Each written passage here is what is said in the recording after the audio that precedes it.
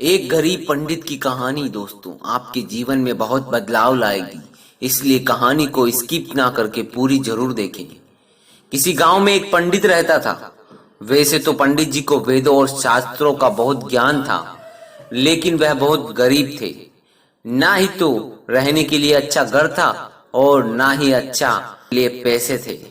एक छोटी सी झोपड़ी थी, उसी में रहते थे और भिक्षा मांगकर जो कुछ मिल जाता था उसी से अपना जीवन यापन करते थे। एक बार वह पास के किसी गांव में भिक्षा मांगने के लिए गए। उस समय उनके कपड़े बहुत गंदे थे और काफी जगह से फटे हुए भी थे। जब उन्होंने एक घर का दरवाजा खटखटाया तो सामने से एक व्यक्ति बाहर आया। उसने जब पंडित को फटे कपड़ों में देखा तो उसका मन घृणा से भर गया। उसको ईर्ष्या होने लगी और उसने पंडित को धक्के मारकर घर से निकाल दिया और बोला कि पता नहीं कहां से गंदा पागल चला आया। पंडित दुखी मन से वापस चला जाता है।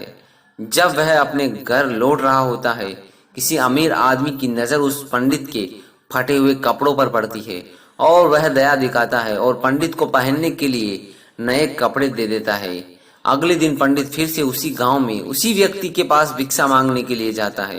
व्यक्ति ने नए नए कपड़ों में पंडित को देखा और हाथ जोड़कर पंडित को अंदर बुलाता है और पंडित को बड़े ही आदर के साथ थाली में बहुत सारे व्यंजन खाने को देता है।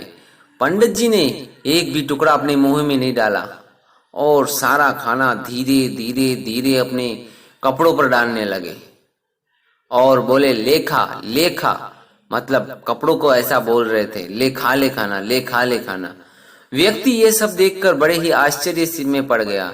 वह आश्चर्य से देखने लगा।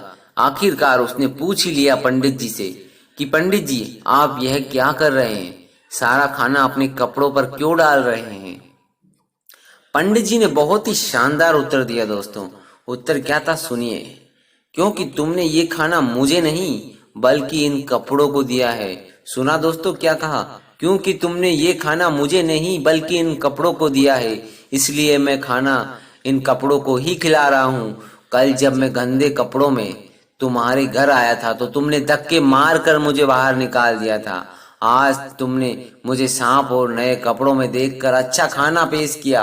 असल में तुमने ये खाना मुझे नहीं इन कपड़ों को दिया है। वह व्यक्ति सुनकर बहुत दुखी हुआ। मित्रों, किसी व्यक्ति की महानता उसके चरित्र और ज्ञान पर निर्भर करती है, पहनावे पर नहीं। अच्छे कपड़े और गहने पहनने से इंसान महान नहीं बनता, उसके लिए अच्छे कर्मों की जरूरत होती है। इस कहानी से आपको यही शिक्षा मिलती है दोस्तों। धन्यवाद।